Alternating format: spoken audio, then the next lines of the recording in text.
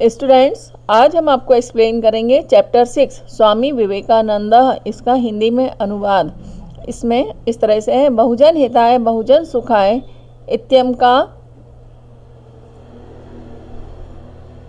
रोलानस्य स्वामी विवेकानंद बालकस्य नाम नरेंद्रनाथाय आसीत्, यानी बहुत लोगों के हित के लिए, बहुत लोगों के सुख के लिए इस कार्य में लगे हुए स्वामी विवेकानंद का बचपन का नाम नरेंद्रनाथ था। तस्य जन्म जनवरी मासस्य द्वादशे दिनांके 1863 ख्रीस्ताब्दे कोलकाता नगरे अभवत्, यानी इनका जन्म जनवरी माह की 12 तारीख को सन 1863 ईस्वी में कोलकाता यानी कलकत्ता नगर में हुआ था। तस्य मातुः नाम भुवनेश्वरी देवी आसीत्, तस्य पिता विश्वनाथ दत्त है लब्ध प्रतिष्ठा अभिभाषकः आसीत्, यानी उनकी माता का नाम भुवनेश्वरी देवी था। उनके पिता विश्वनाथ दत्त ख्याति प्राप्त यानी बहुत ही प्रसिद्ध वकील थे। नरेंद्रनाथाय बालकालदेव संस्कृतनुरागी कुशाग्र बुद्धि मल्ल विद्यादिषु क्रीडासु पारंगतः धार्मिकश्चासीत्, यानी नरेंद्रनाथ बचपन से ही संस्कृत के प्रेमी, तीव्र बुद्धि वाले और मल्ल यानी कुश्ती की विद्या में और भी खेलों में वे बहुत ही पारंगत थे और बहुत ही धार्मिक थे। तस्मिन् काले रामकृष्ण परमहंसः अद्वितीय आध्यात्मिक ज्ञान पुंजस्य स्रोतः आसीत्, उस समय रामकृष्ण परमहंस अद्वितीय आध्यात्मिक ज्ञान वाले और आध्यात्मिक ज्ञान के पुंज यानी दीपक के स्रोत थे। तस्य प्रभावेण प्रभाविताय नरेंद्रनाथः तेनैव परिव्राजका दीक्षा प्राप्नोत, यानी उनके प्रभाव से प्रभावित होकर नरेंद्रनाथ ने उनसे ही संन्यास की दीक्षा प्राप्त की। नरेंद्रनाथः तेनैव परिव्राजक दीक्षा प्राप्नोत, यानी उन्होंने दीक्षा प्राप्त की। दीक्षानंतरम सह स्वामी विवेकानंद इति नामना प्रसिद्धो भवत्, यानी बाद में वे स्वामी विवेकानंद के नाम से प्रसिद्ध हुए। ततः सः स्वकीय ज्ञान दीप्त्याः सदुपदेशः जनान् अध्यात्मपरायण करोत्। तस्वाधारणम् आसीत् यत् प्रमणा सत्येन पराक्रमेण च कार्याणि सिद्ध्यन्ति, तत्कुरु पौरुषम् आत्मभाष्य विकासः एव कर्म, अनात्मभावस्य विकासः एव कर्म, दीर्घबलेन किमपि न भवति अतः सबलो भवत्, यानी उन्होंने अपने ज्ञान के द्वारा ये सभी को उपदेश दिए कि ज्ञान की ज्योति द्वारा सबको सदुपदेश देते हुए लोगों को अध्यात्म की ओर अभिमुख किया। और उनकी अवधारणा थी कि प्रेम, सत्य और पराक्रम से ही सारे कार्य पूरे होते हैं, उसका प्रयत्न करो। आत्मभाव का विकास ही कर्म है और अनाल्प भाव का विकास ही अकर्म है। दुर्बलता से कुछ भी नहीं होता, इसलिए बलवान बनो।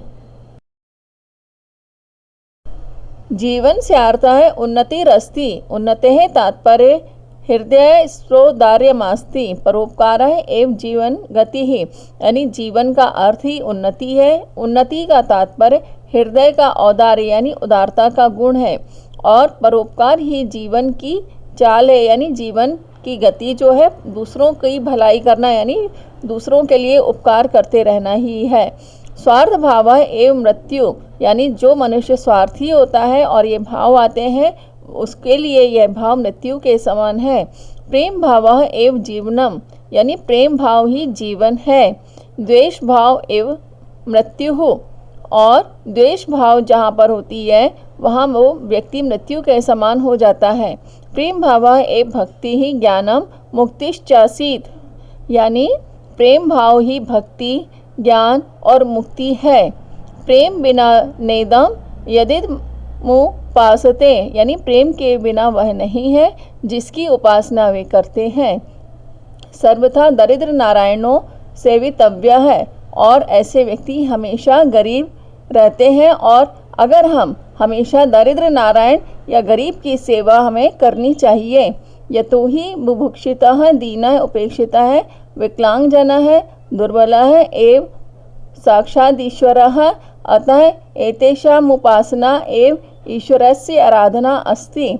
यानी भूखा और दीन और उपेक्षित, विकलांग और दुर्बल व्यक्ति ही साक्षात ईश्वर हैं और हमें ऐसे लोगों की उपासना करना चाहिए। और ऐसे लोगों की जो उपासना, ऐसे लोगों की मदद करते हैं तो वही सच्चे ईश्वर की आराधना है। चारित्र्य बलम धारयत, यानी चरित्र की शक्ति को धारण करो। अनेनेव सर्वत्र विजयो भविष्यति, और इससे ही सभी जगह विजय प्राप्त होगी। दाता भव, यानी आप दानवीर बनो, दाता बनो। प्रतिग्रहणस्य कामना मा करो, यानी प्रतिग्रहण यानी दान के बदले ग्रहण की कामना कभी मत करो। जो दान अगर हम करते हैं तो उसके बदले में अपेक्षा हमें नहीं रखनी चाहिए। वसंत वल्लोक हितम चरत, यानी वसंत के समान संसार का कल्याण करो। परोपकार परम पवित्रम कार्यमस्ति, परोपकार से मन शुद्ध होता है। परोपकारेण चित्तम शुद्ध्यति, इससे और अनेनेव ईश्वर प्राप्ति भवति, यानी इससे ही ईश्वर की प्राप्ति संभव है।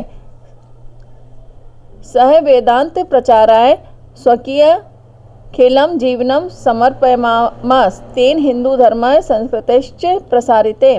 सह न केवलम परिव्राजकः अपितु परोपकारी दाता लोकसेवकः महान देशभक्त आसीत्। शिकागो नगरे विश्व धर्म सम्मेलने सः भारतस्य प्रतिनिधिः अभवत्। देश विदेशेषु तस्य बहवः शिष्याः अभवन्। आङ्ग्लदेशीय कुमारी नोबेल या अनन्तरं भगिनी निवेदिता इति नाम्ना प्रसिद्ध तस्य प्रिय शिष्या अभवत्। सः यूनां कृते विशिष्ट प्रेरकः पथप्रदर्शक आसीत्। भारतीय स्वतंत्रता संग्रामेपि तस्य ऊर्जस्वलानि भाषणानि स्वाधीनता सैनिकानां कृते प्रेरणास्पदानि। उत्तिष्ठत जाग्रत प्राप्य वरान् निबोधत इत्युपनिषद ध्येयवाक्यं सह जीवने धारयत। उन्होंने वेदांत प्रचार के लिए अपना संपूर्ण जीवन समर्पित कर दिया। उनके द्वारा हिंदू धर्म और संस्कृति का प्रसार किया गया। वे न केवल सन्यासी थे बल्कि परोपकारी थे, दाता थे, लोक सेवक थे और महान देशभक्त थे। शिकागो नगर में विश्व धर्म सम्मेलन में वे भारत के प्रतिनिधि हुए और देश विदेश में उन्होंने बहुत प्रचार किया और उसके बाद उनके बहुत शिष्य हुए। इंग्लैंड देश की कुमारी नोबल, जो बाद में बहन निवेदिता के नाम से प्रसिद्ध हुई, उनकी सबसे प्रिय शिष्या थी। वे युवाओं के लिए विशेष प्रेरक और मार्ग प्रदर्शक थे। भारतीय स्वतंत्रता संग्राम में भी उनके तेजस्वी भाषण स्वाधीनता के सैनिकों के लिए प्रेरणादायक थे। उठो, जागो और श्रेष्ठ यानी मनुष्यों को पाकर उनसे ज्ञान प्राप्त करो, इस उपनिषद के ध्येय वाक्य को उन्होंने जीवन में धारण किया था। फिर अहर्निशम ब्रह्म कर्म साधनाम साध्यमानः एवं जुलाई मासस्य चतुर्थे दिनांके 1902 ख्रीस्ताब्दे ब्रह्मलीनो जाता, यानी दिन रात ब्रह्म कर्म यानी बहुत महान काम करते हुए और साधना को करते हुए जुलाई माह की 4 तारीख सन 1902 ईस्वी में वे ब्रह्म में लीन हो गए। सह न केवलम भारते अपितु विदेशेषु प्रसिद्ध है, तेन भारतस्य प्राचीन गौरवम विदेशेषु स्थापितम, यानी वे न केवल भारत में बल्कि विदेशों में भी प्रसिद्ध हुए। उनके द्वारा भारत का प्राचीन गौरव विदेशों में स्थापित किया गया।